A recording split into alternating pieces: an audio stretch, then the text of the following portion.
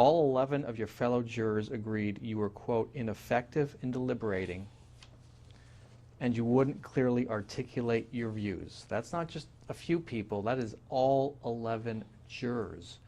Why would all 11 say that? It was upsetting when I heard that, because I mean, because the count was 11-1, I was the only one, you know, that everything was being basically directed to. It was a round table, we were all sitting at the table, and what would basically happen is that, you know, everybody had to take a turn talking, and everything was being directed towards me, but I couldn't answer because it wasn't my turn. So by the time that it got to my turn, I mean, you have all these other questions in front of me, and I would answer them, but because it didn't make sense to anybody, I wasn't articulating it. We had papers up, and each paper had mitigating factors on it, and anything that I would say, well, you know, this is what this you know instance is one of the things that I feel. If it wasn't agreed upon by everybody, it wouldn't go on the board. You know, it wouldn't go on our paper.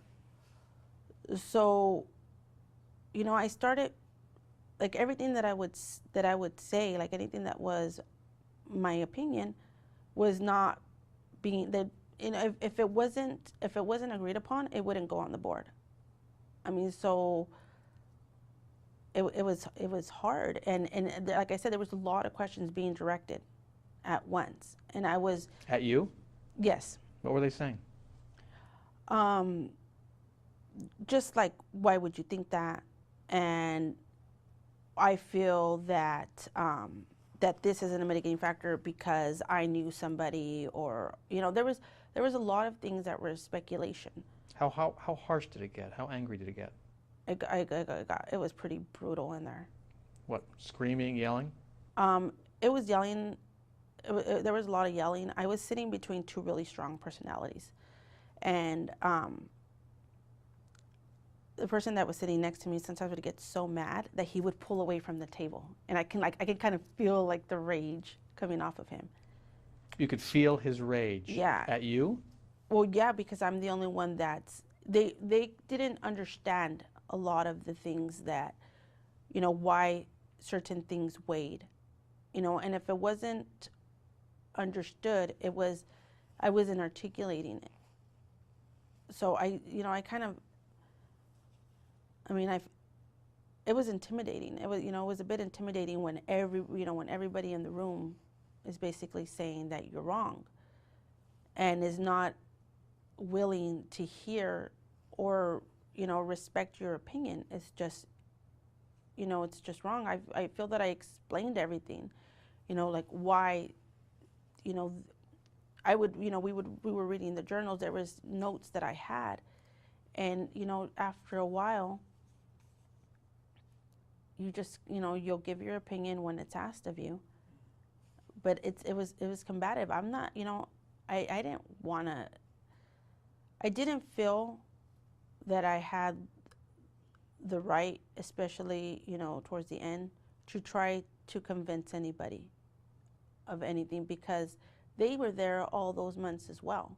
You know, they're entitled to their opinions and their decisions, and I respected their opinions. I mean, at the end of the day, I have to live with, you know, and I knew without a doubt that my decision would be the one to, you know, since I was the only one that was in this, you know, that was not with the majority, I knew that without a doubt, like, my decision was going to haunt me. It was going to haunt you? Yeah. Haunt you how? In the jury room, you know, things were getting kind of brutal. And a lot of the times it was brought up, like, that just basically that I was denying justice by not going for a death sentence. And because, you know, this built up over a 5-month period, it's not easy to ignore what you already, you know, what's already kind of, what's your honest belief. And I didn't want to deny anybody. I didn't want to hurt any, I didn't want to hurt the family, more. They've gone through enough. His life mattered, and he died in a horrific way.